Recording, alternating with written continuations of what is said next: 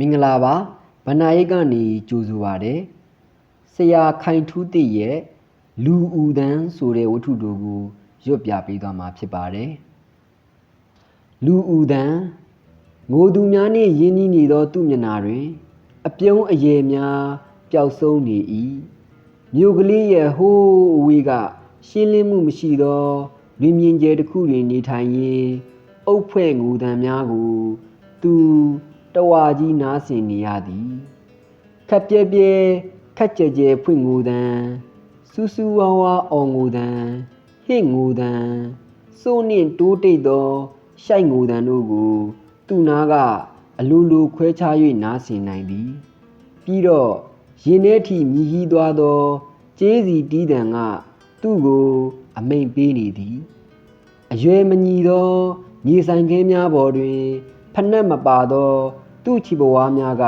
တာတာနာနာဖြစ်နေတတ်သည်အယိုးနှင့်အသားကိုဖြည်းဖြည်းချင်းခွဲခြားပေးသောမြေကြီးပေါ်တွင်သူ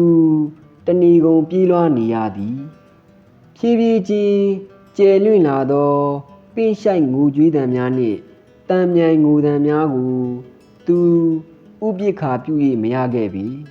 ပြီးတော့သူ့စီရောက်လာသောလူတအုပ်ကိုဧဝိကြည်ဖို့သူ့မှာတာဝန်ရှိသည်ထိုလူတအုပ်ကမငိုနိုင်သောလူတစ်ယောက်အားသူ့စီမှာထားခဲ့ပြီးထွက်ခွာသွားသည်ကိုလည်းသူမငင်းပယ်ခဲ့ပြီညဘက်ပိုင်းကိုရောက်ရင်တော့တိတ်တိတ်ဆိတ်ဆိတ်အေးအေးဆေးဆေးရှိလာသည်မို့သူပျော်တလူလူဖြစ်နေမိသည်သို့တော်လည်းအဘကအရက်နက်များကိုတည်ဆောင်၍သူအနားလာပြီးစကားပြောသည့်အခါမျိုးတွင်တော့သူအေးအေးဆေးဆေးနေ၍မရတော့ပြီဟိုးရှိတုန်းကတော့လူတစ်ယောက်တည်ရင်ရေချိုးပေးတနခါလိမ့်ပေးပြီးခေါင်ရမ်းပန်းပန်ပေးလိုက်ရင်သူ့ဘာသာထလျှောက်သွားတယ်တဲ့အခုအချိန်မှာအဲ့ဒါလိုသာဖြစ်လို့ကတော့အဘကဒီလိုပင်ပန်းတဲ့အလုပ်မျိုးကိုမလုပ်တော့ဘူးခေါင်ရမ်းပန်းဆိုင်ပြီးဒီမျိုးထဲမှာခေါင်ရမ်းပန်းလိုက်ရောက်မဲ့လူကလေးကြီးပြောလိုက်မောလိုက်လုံနေသောအဘကိုလမ်းကြည့်ရင်လက်ထဲကပေါတူးတစ်လက်ကိုသူပြစ်ချလိုက်သည်လာရောင်အောက်ကအဘ၏မျက်နှာပြဲပြဲဖောဖောကြီးသည်အစီတဝင်းဝင်းနှင့်တူးလက်ဆမြည်ချင်းစီကိုလှမ်းကြည့်နေသည်ဟာလူလေးတူးနေရဲ့ချင်းကရှည်လာကြီးလားကွအဘကအာပါတရအော်ပြောလိုက်တော့လဲသူဘာမှပြန်မပြောမိအရက်ရှိတဲ့လူတွေကငါတို့ကိုတော့ဒုက္ခပေးတယ်နော်အဘ၏စကားအဆုံးတွင်ငှက်ဆုံးထိုးတံတစ်ချက်ဂီးကနေပေါ်ထွက်လာသည်တိမ်မဲတို့လာကိုရှက်၍ဖြတ်တန်းသွားသည်မို့ရိတ်ခနဲမောင်သွားပြီးဖြတ်ခနဲပြန်လင်းလာသည်လေကတဟူးဟူးတိုက်ခတ်နေစေဇရက်စီကတွပြားနှင့်တစ်ကိုင်းတို့ရိုက်ပုတ်နေတံကိုတဲ့တဲ့လေးကြားနေရသည်အဘညက်နက်ပြီးသွားရတော့လေခေါင်းငိုက်ဆိုင်ကြနေသောအဘသည်သူ့အနားမှာရိုင်းတိုင်းဖြစ်နေရမှတလန်းချင်းလျှောက်သွားသည်လေရင်တိုက်တယ်ဇရက်ပေါ်မှာမအိတ်နဲ့တဲဝင်အိတ်ဖြည်းဖြည်းချင်းဝေးသွားတော့မှညီဆိုင်ကဲများပေါ်ကပေါက်တူးကိုကောက်ကန်ရင်းအဘကိုလန့်အော်မိသည်သူ့မျက်နှာပေါ်မှာတော့ချွေးတီးတီးကျနေသည်ညီဆိုင်ညီသားများကမာကြောလွန်းသည်ဟိုးအဝေးကအုတ်ကူဖွေးဖွေးလေးစီမှာကျနေသောအရိပ်များသည်လာရောင်အောက်တွင်တညီတညာတည်းဖြစ်နေ၏အရိပ်မဲမဲကြီးကျနေသောဇရက်စီကိုလမ်းကြည့်ရင်အဘခဏခဏပြောပြတတ်သည့်စကားများကိုကြားယောင်လာသည်အဘကဇရက်ထိပ်ကိုရောက်တိုင်းအဝေးစီကတစ်ပင်တန်းတအုပ်ကိုလှမ်းငေရင်အတိတ်ဇက်ကိုပြန်ပြောနေတတ်သည်လူလေးကိုတွေ့ခဲ့တာဟိုးတစ်ပင်တန်းအဆုံးကတရားထိတ်မှာပေါ့မင်းလက်ထဲမှာလူဘူးလေးတစ်လုံးကလွဲပြီးဘာမှပါမလာဘူးမင်းဘေးနားမှာတော့ခြေရာတွေအများကြီးရှိနေတယ်လူတွေကမင်းကိုတွေ့ပေမဲ့ပွေ့ချီသွားဖို့တတ်တိမရှိကြဘူးအဘကတော့တောက်တစ်ချက်ခောက်မိပေမဲ့မင်းကိုပွေ့ချီခဲ့တယ်လူလေးတွဲတုံခါနေသောအဘ၏အတန်ကသူ့နှလုံးသားကိုထိုးခွင်းနေသည်တကယ်တော့ စွန့်ပစ်သူနဲ့စွန့်ပစ်ခံရသူရဲ့ကြားမှာနားလေရခက်တဲ့ဒုက္ခတရားတွေရှိတယ်လူလေးစွန့်ပစ်ခံရသူကစွန့်ပစ်သူကိုအပြစ်တင်ခြင်းပေမဲ့စွန့်ပစ်ရတဲ့အကြောင်းကိုမသိတော့လဲအပြစ်တင်မှုခက်ပါလားတကယ်လို့သာသူတို့ဟာသူတို့ကိုယ်တိုင်ကိုယက်တီလို့မရနိုင်တဲ့အတွက်လူလေးကိုစွန့်ပစ်တယ်ဆိုရင်လူလေးသူတို့ကိုအပြစ်တင်လို့မရဘူးသူတို့ကလူလေးကိုစွန့်ပစ်တာမဟုတ်ဘူးစွန့်လွတ်တာတကယ်လို့များသူတို့ကသူတို့ရဲ့ဂုဏ်သိက္ခာနဲ့အရှက်တရားအတွက်လူလေးကိုစွန့်ပစ်တာဆိုရင်တော့လူလေးသူတို့ကိုအပြစ်တင်တဲ့နဲ့အုံမိုင်းတစ်ပင်တန်းများစီမှငှက်တအုပ်ပြန်တန်းလာသည်နောက်ပြန်လှည့်လိုက်သောအဘ၏မျက်လုံးထဲတွင်အုတ်ဂူများမြေပုံမှုမှုများတစ်သားမှတ်တိုင်များနားထဲတွင်ကျေးစီဒီးသံများတစ်ချက်ပြီးတစ်ချက်လွင့်ဝဲလာသည်အဝေးစီမှတရွေ့ရွေ့ချီတက်လာသောလူတအုပ်ကိုအဘမြင်သွားတော့သူ့ပခုံးကိုခတ်တင်းဆုပ်ကိုင်လိုက်သည်လူလေးသူတို့အပေါ်မှာတာဝန်ကြီးရမယ်နော်ဒီအထဲမှာမိမိပါနှစ်ပါးပါမလာဘူးလို့မပြောနိုင်ဘူးတကယ်လို့သာမိမိပါနှစ်ပါးကိုတကြိုခွင့်ရလိုက်ရင်မင်းဒီနေရာကိုရောက်ရကြုံနေပြီကျေးစီဒီးတန်ကသူ့ရင်ထဲထိ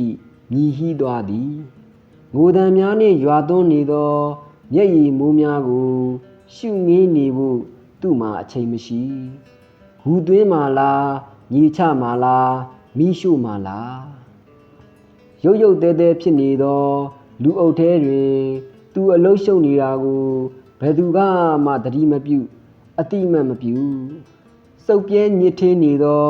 သူ့အင်ကြီးကိုကြည့်၍နှာခေါင်းရှုံကြသူများကသူ့ကိုပန်းငွေတစ်ခွေလောက်ပင်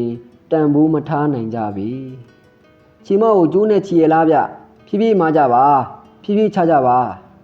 သူကတော့အသက်မရှိတော့သည့်လူတစ်ယောက်နာကျင်သွားမှာကိုပင်စိုးရိမ်နေမိသည်ဘာရောက်ရနဲ့လဲအဘကရောက်လာသူတိုင်းကိုဒီလိုမေးတတ်သည်ယောဂအသက်အဆန်းနာမည်ဆန်းဆန်းလေးတွေဆိုရင်ထပ်ပြန်တလဲမေး၍လိုက်ရွတ်နေတတ်သည်ဘာယောဂမှမဟုတ်ဘူးပြို့သူ့ကိုယ်သူစီရင်လိုက်တာဆိုလို့ကတော့အဘပါဇက်ကထွေကနေမြည်သွားပြီးလှဲ့၍ပင်မကြည့်တော့ပြီလူတွေကလူတွေကိုစွန့်ပစ်ရမှာအသက်မရှိမှစွန့်ပစ်ကြတယ်လို့အသက်ရှိလျက်နဲ့လည်းစွန့်ပစ်တတ်ကြတယ်အဘကတော့စွန့်ပစ်ခံရတဲ့လူဆိုရင်အသက်ရှိတဲ့သူရောအသက်မရှိတဲ့လူရောအကုန်လုံးကိုလက်ခံထားခြင်းနဲ့အုတ်ဂူတစ်လုံးပေါ်ထိုင်နေသောအဘသည်မြို့ကလေးရှိရာတစ်ပင်အုပ်များစီကို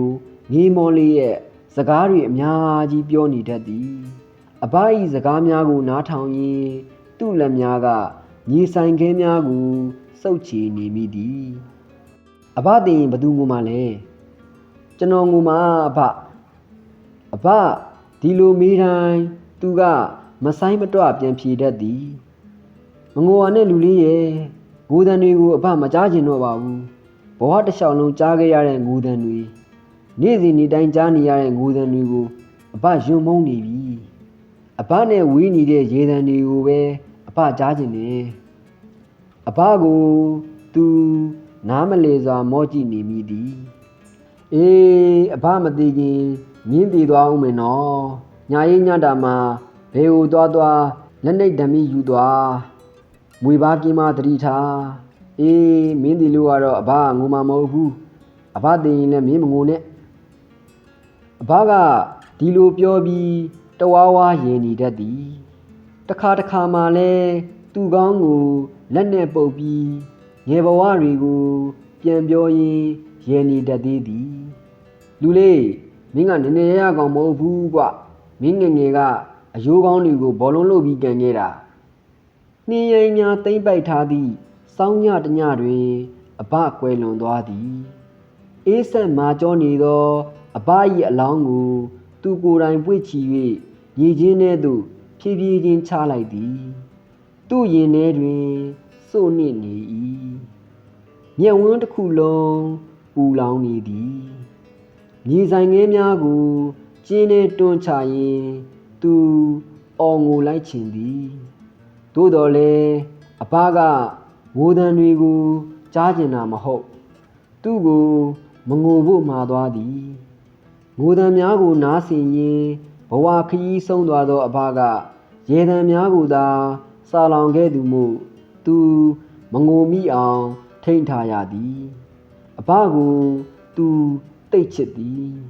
သူတိတ်ငိုခြင်းသည်နောက်ဆုံးတော့အဘရဲ့မြေပုံရှိမှလေးဘက်ထောက်လိုက်ပြီးခွေးတစ်ကောင်လိုဥပြစ်လိုက်လေတော့သည်အခုရွတ်ပြပေးသွားတာကတော့ဆရာခိုင်ထူးသည့်ရဲ့လူဥဒန်းဆိုတဲ့ဝတ္ထုတူပဲဖြစ်ပါတယ်ဒီဝတ္ထုတူကိုကြိုက်နှစ်သက်ပြီးနားထောင်ခံစားရတာအဆင်ပြေမှုရှိခဲ့ရင်ဘန်နာရိတ်ကို like and subscribe လုပ်ပေးသွားကြပါဦးခင်ဗျာ